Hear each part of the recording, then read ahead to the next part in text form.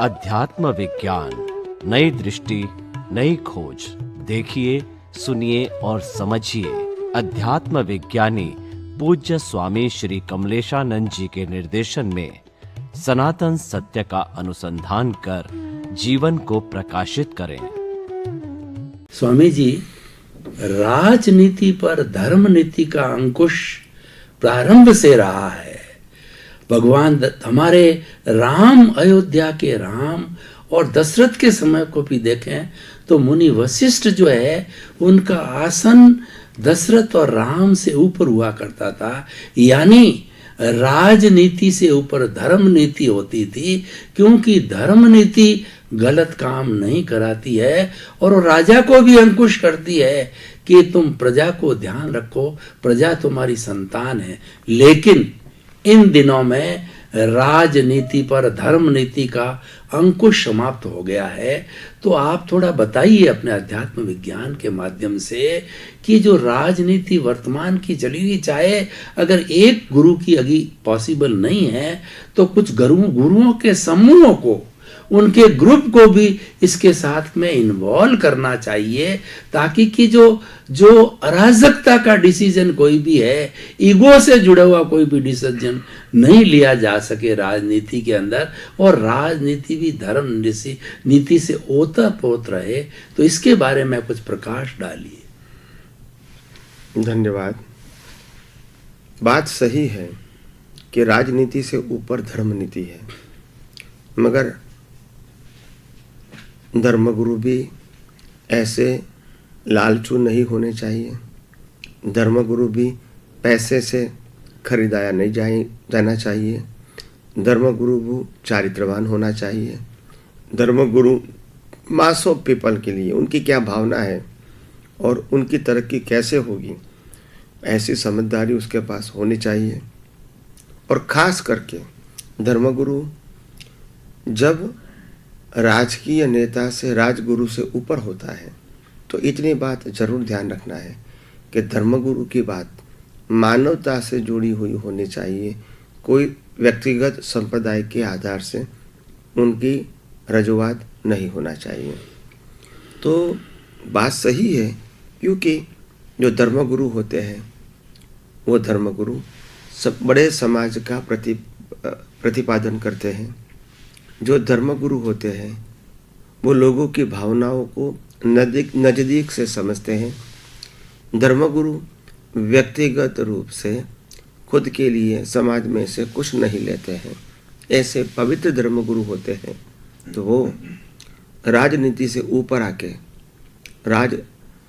राजनेताओं को समझा सकते हैं कि आखिर आपको ये राष्ट्र चलाने के लिए क्या क्या करना चाहिए और क्या नहीं करना चाहिए। मगर अभी बहुत सारे धर्मगुरु जो हैं, जो आम लोगों के बीच में हैं, आम लोगों के बीच में जो प्रभावित हैं, वो इतने सारे भौतिकवादी हो गए कि लोग इनको देख के समझते हैं कि ये गुरु पैसे वाले तो है, उनके पास बहुत संस्था है, बहुत सारे डिसाइपल्स एंड फॉलोअर्स हैं, बहुत सारी उनकी इज्जत है, फिर भी ये व्यक्ति चारित्रवान नहीं है, क्योंकि ये व्यक्ति वैभवशाली है। तो लोग तो इनको ज़्यादा मिलते हैं, इकट्ठे होते हैं, सुनते भी हैं, अंदर से उनके प्रति इतना आदर नहीं होता है जो एक चारित्रवान पुरुष के प्रति होता है। तो ऐसे धर्मगुरु हैं, वो धर्मगुरु कभी भी, कहीं भी, कैसे भी बिक सकता है। तो ऐसे धर्मगुरु कभी राजनेता से ऊपर नहीं हो सकते। तो इसके लिए अच्छी क्वालिटी चाहिए, और अच्छी क्वालिटी जब आएगी तो मैं समझता हूँ कि ऐसे अच्छे लोग आएंगे तो राजनेता भी समझेंगे कि इसका सम्मान करना चाहिए, उनके आगे उनकी बातों को सुनना चाहिए, और मास ऑफ पीपल के लिए उनकी बातों को फॉलो करना चाहिए, और फॉलो करते समय पर और किसी को दिक्कत नहीं होनी चाहिए। तो ऐसा माहौल बनता है, अच्छी बात है। मगर माहौल बनने से पहले मैंने कहा राजनेता भी निष्पक्ष होना चाहिए, प्रजालक्षी होना चाहिए, और धर्मगुरु भी मानव समाज के लिए उनकी सोच होनी चाहिए, नहीं कि उनके संप्रदाय और संप्रदाय के लोगों के लिए ही वो भलाई करें। तो ऐसी ये दोनों व्यक्ति जब समाज के लिए सोचेंगे तो मैं समझता हूँ समाज को आगे बढ़ने में कोई दिक्कत नहीं आ सकती है। स्वामी जी बहुत बहुत धन्यवाद आपका परामर्श और उपदेश के लिए। अब हमारे देश को जो आज़ादी मिली, 700 वर्षों की लगातार गुलामी के बाद में देश आज़ाद हुआ, उसमें महात्मा गांधी की अहम भूमिका थी। महात्मा गांधी प्रकृति से संत थे और वो अहिंसावादी थे। वो राजनीति में नहीं आना चाहते थे, परंतु उन्होंने देखा कि जब तक मैं राजनीति में सक्रिय नहीं रहूंगा तब तक देश को आज़ाद नहीं करा सकूंगा, क्योंकि देश के बड़े बड़े निर्णय राजनीति के शासन प्रणाली के द्वारा लिए जाते हैं और शासन प्रणाली में जब तक मेरी पहल नहीं रहेगी तब तक हमारा ये कार्य सुचारू नहीं होगा, चाहे मैं कितना ही जो है सत्याग्रही और अहिंसा से कार्य करूं। तो उस संदर्भ में हम कहना चाहते हैं कि जो हमारी धार्मिक प्रक्रिया है, जैसे अपना अध्यात्म विज्ञान है, इसको हमारा उद्देश्य लोक कल्याण का है, स्वयं का कल्याण, लोक का कल्याण, और दुनिया को जो हमें ये बताना है कि भाई कुदरत का क्या कानून है। तो इसके साथ साथ में हमें जो जहाँ की शासन प्रणाली है, क्या उन लोगों से भी संपर्क रखना चाहिए या नहीं रखना चाहिए। दो तरह के धार्मिक गुरु होते हैं कि भाई हमें बिल्कुल, कई तो बिल्कुल बात ही नहीं करते, एकदम आइसोलेट रहते हैं, और कई लोग बैठते नहीं हैं लेकिन संपर्क रखते हैं, उनसे आवक जावक रहती है। तो इसमें आपकी क्या सोच है? बात बराबर है, अच्छी बात है। धर्मगुरु वो समाज के लोगों के प्रतिनिधि हैं और इनकी आवाज राजनेता के पास पहुंचनी चाहिए, वो मैं मानता हूं। मगर धर्मगुरु भी ऐसा होना चाहिए कि वो समझता है कि ये निर्णय से और किसी को दुख नहीं होना चाहिए, ज़्यादा से ज़्यादा लोगों को सुविधा मिले और ज़्यादा से ज़्यादा लोग मानवतावादी बने और ज़्यादा से ज़्यादा लोग एक दूसरे के प्रति प्रेम और मैत्री बढ़ाए। तो ऐसा कुछ ठोस कदम है तो अच्छी बात है कि वो बात होनी चाहिए। मैं ये नहीं कहता हूँ कि धर्मगुरुओं को राजकीय रंग से रंगना चाहिए, नहीं, मगर धर्मगुरु ऐसा होना चाहिए कि राजगुरुओं को बता सकता है कि तुम भले ही लोगों के द्वारा इलेक्टेड हो, मगर हम भी लोगों के हृदय में बैठे हैं, हमको भी लोग इज्जत देते हैं, सम्मान देते हैं, और हम भी समाज के लिए काम करते हैं। हम समाज के लिए काम करते हैं तो समाज का उत्थान के हम बड़े निमित्त हैं, और आज आप समाज की बाह्य व्यवस्था का निमित्त बनते हैं। पैसे इकट्ठा करना और पैसे का आयोजन करना आम जनता की उत्थान के लिए, और हमारा काम है एक धर्मगुरु के नाते लोगों की सोच बदलना, लोगों की दृष्टि बदलना और लोगों के चारित्र के ऊपर फोकस लगाना और धार्मिक क्रियाओं के लिए लोगों को जागृत करना। तो यानी सबका अपना अपना एक रोल होता है। तो धर्मगुरु का भी रोल मास ऑफ पीपल के लिए है और राजकीय नेता का रोल भी मास ऑफ पीपल के लिए है। दोनों में जितनी पवित्रता आएगी तो मैं समझता हूँ ये आम लोगों का उद्धार बहुत जल्दी हो सकता है।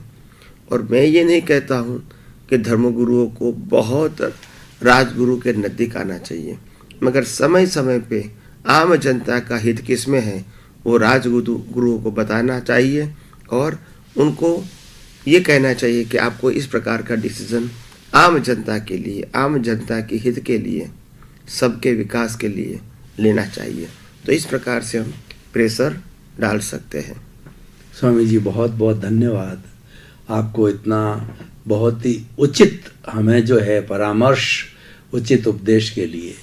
हम देश के बड़े लोकतंत्र की बात कर रहे हैं, उसके शुद्धिकरण की बात कर रहे हैं, उसके सभी पहलुओं पर हमने गहन चिंतन किया। लेकिन उस सारे पहलू को चलाने वाला हमारा जो चयनित होकर के व्यक्ति जाता है, चाहे नीचे से नीचे चले तो पंच से लगा करके ऊपर से ऊपर चले तो MP सांसद वगैरह जाता है, कोई भी हो, सभी अपनी अपनी कैटेगरीज है। तो सबसे पहले आप क्या परामर्श देते हैं कि जो व्यक्ति चयनित होके जाता है वही मुख्य घटक है सारी चीज को, व्यवस्था को अच्छा बनाने वाला एक रोल मॉडल ऐसा बताइए कि जो व्यक्ति समाज के इलेक्शन की प्रणाली से जाता है, चाहे छोटे स्तर का चाहे बड़े स्तर का हो, तो वो किस तरीके से कार्य प्रणाली करे, क्योंकि वो एक व्यक्ति लाखों का 10 लाख लोगों का प्रतिनिधित्व करने वाला एक MP होता है। तो वो व्यक्ति किस तरीके से, जो उसके क्या क्या गुण होने चाहिए धार्मिक दृष्टि से, अध्यात्म विज्ञान की दृष्टि से, क्योंकि वो अच्छा है तो सब कुछ अच्छा होगा, वो कैसे अच्छा बनता है और कैसे उसमें गुण होने चाहिए, वो थोड़ा आप गुण बताइए। धन्यवाद। सबसे बड़ी बात यह है कि राजकीय नेता जो हजारों लोगों का प्रतिनिधित्व करते हैं, उनका कैरेक्टर कैसा होना चाहिए। वो कैरेक्टर की बात आएंगी तो वो धार्मिक होने चाहिए, सज्जन और संस्कारी होने चाहिए, सभी के साथ मिले जुले होने चाहिए, उनके पास बड़े बड़े निर्णय आम जनता की सहयोग के लिए, आम जनता के उत्थान के लिए लेने की क्षमता होनी चाहिए। सबसे बड़ी बात यह है, मैं मानता हूँ व्यक्तिगत तौर से, जो हजारों लोगों का प्रतिनिधित्व करते हैं, ऐसे नेता कोई भी प्रकार के जॉब और बिजनेस नहीं करने चाहिए, ताकि उनके पास जो मिलकत है वो फिक्स होने चाहिए।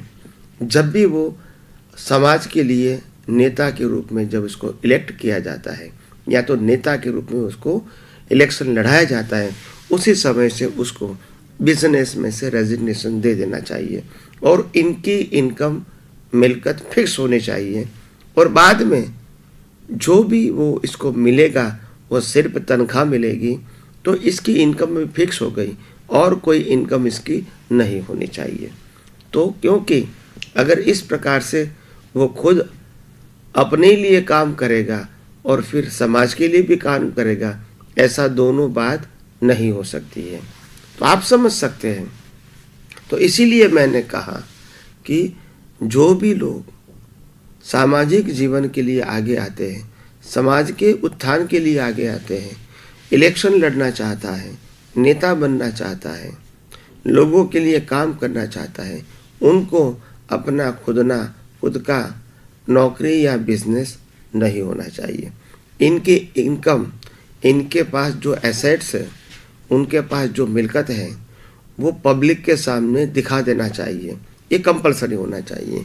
उसके बाद इलेक्शन के बाद इसको एक किया है तो उसकी इनकम में सैलरी जितना ही बढ़ोतरी होना चाहिए और बाद में इसका जो एक्सपेंस है वो भी सामने आएगा। तो कहने का मतलब वो कुछ भी गलत करेगा तो समाज के सामने दिखाएगा, क्योंकि वो नौकरी नहीं करता है, बिजनेस नहीं करता है, उनकी इनकम फिक्स है, सिर्फ सैलरी है, तो फिर इस प्रकार से उसकी इनकम और कोई तरीके से नहीं आनी चाहिए। ऐसे वो शुद्ध रहेंगे तो ही उनके हाथ नीचे रहे अधिकारी भी शुद्ध होने का प्रयास करेंगे। मैं खुद ही अशुद्ध हूँ, मैं खुद ही करप्ट हूँ, मैं खुद ही गलत काम करने वाला हूँ और मैं अपने ही अधिकारियों के हाथ से करवाता हूँ, तो स्वाभाविक है मेरे अधिकारियों के सामने मेरी वैल्यू नहीं रहेगी। वो सलाम तो जरूर करेंगे, मगर सलाम इस बात का करेंगे कि हम भी खाएंगे और आपको भी खाने देंगे, तो ये तो करप्ट हो गया। और इसीलिए ऐसा होना चाहिए, हम भी कुछ गलत काम नहीं करें और हमारी हाजिरी में, हमारे हाथ नीचे आप भी कोई गलत काम नहीं करें।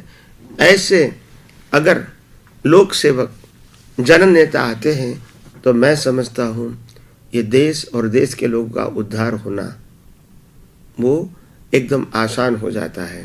तो ऐसे नेता आए, यही हमारी शुभ भावना है। बहुत बहुत धन्यवाद स्वामी जी हमें उपदेश और परामर्श के लिए।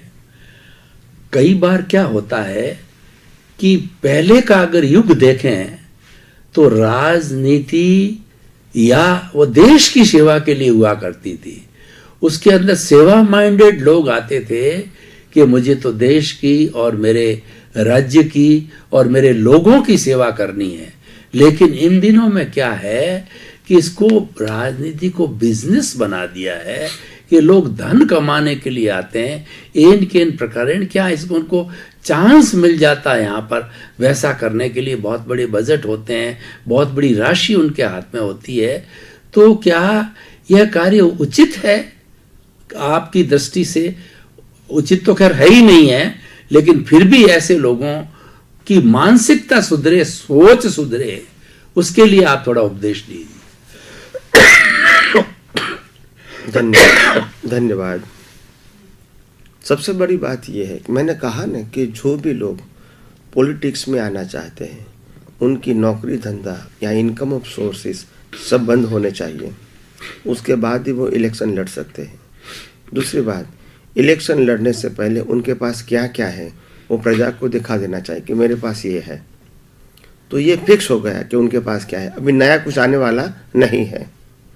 उसके बाद उनके पास सिर्फ सैलरी जाएगी, तो उनकी इनकम में कितनी बढ़ोतरी होगी अप टू सैलरी, और उसके सामने उसके खर्चा भी रहेंगे परिवार का और खुद का। तो ऐसे होगा तभी वो समाज की सेवा कर सकता है। वो खुद अपना बिजनेस करता है तो बिजनेस संभालेगा या लोगों की सेवा करेगा, खुद नौकरी करता है तो वो नौकरी संभालेगा या लोगों की सेवा करेगा। तो ये बात सोचने की है कि आखिर नेता तो ऐसा होना चाहिए जो और कोई काम पैसे कमाने का नहीं करते होना चाहिए। आज हमारे वर्तमान प्रधानमंत्री है, इनका इनकम ऑफ सोर्सेज क्या है? न नौकरी है, न बिजनेस है, न खेती है, कुछ भी नहीं है। जो भी उसका इनकम है वो फिक्स है, 5 साल से वही इनकम उसके पास है, वही संपत्ति उनके पास है, आज भी वही है। जो सैलरी मिलता है उसका अकाउंट अलग है, और वो गरीबों को वो भी बांट देता है। तो कहने का मतलब ये है, ऐसे साफ सुथरे नेता इस देश में आएंगे तो मैं समझता हूँ देश की और देश के लोगों की भलाई उन्नति होना बहुत आसान हो जाता है। स्वामी जी, अब निष्कर्ष के तौर पर इस सारे एपिसोड को मैं आपके सामने रखना चाहता हूँ कि हमारा अध्यात्म विज्ञान है, ये अध्यात्म तो है ही है, लेकिन इस अध्यात्म विज्ञान का असर जो है मनुष्य के संपूर्ण जीवन, चाहे वो राजनीतिक जीवन हो, चाहे सामाजिक जीवन हो, चाहे पारिवारिक जीवन हो, चाहे व्यक्तिगत जीवन हो, चाहे उसके शैक्षणिक जीवन हो, चाहे उसका जो है व्यापारिक जगत कमाने का जीवन हो, तो ये हर एक पर इसकी छाप और हर एक पर इसका असर किस तरीके से रहना चाहिए या न चाहिए, इसके बारे में प्रकाश डालिए। देखो, आध्यात्म विज्ञान तो ऐसे धर्मगुरु और नेताओं को यही सलाह देते हैं कि अगर आपको धर्म के माध्यम से लोगों की सेवा करना है या तो राजकीय नेता बनने के माध्यम से लोगों की सेवा करना है, तो आपको एक बात तो ध्यान में रखना ही पड़ेगा कि आपको ये जो मीडिया आपको मिला है, धर्म या तो राजकीय सेवा, राजकीय नेता बनने का मौका मिला है, लोगों ने आपको दिया है, तो ये पैसा कमाने का साधन नहीं होना चाहिए। लोगों के पास जाओ, लोगों की दिक्कतों को समझो और इसका क्या सॉल्यूशन आ सकता है, ऐसा आप प्रयास करो। और धर्मगुरुओं को भी यही करना चाहिए कि लोगों के सामने जाकर लोग कैसे धर्म के मार्ग पे, मानवता के मार्ग पे और एक दूसरे के साथ प्रेम, मैत्री, भाईचारा कैसे बढ़ाए, अगर ऐसी सोच रखेंगे तो मैं समझता हूँ ये समाज का उत्थान होना बहुत आसान हो जाएगा। और समय की मर्यादा के अधीन हम आगे आगे भी बात करते रहेंगे। स्वामी जी, आपका बहुत बहुत धन्यवाद, कृतज्ञता, साधुवाद। जय श्री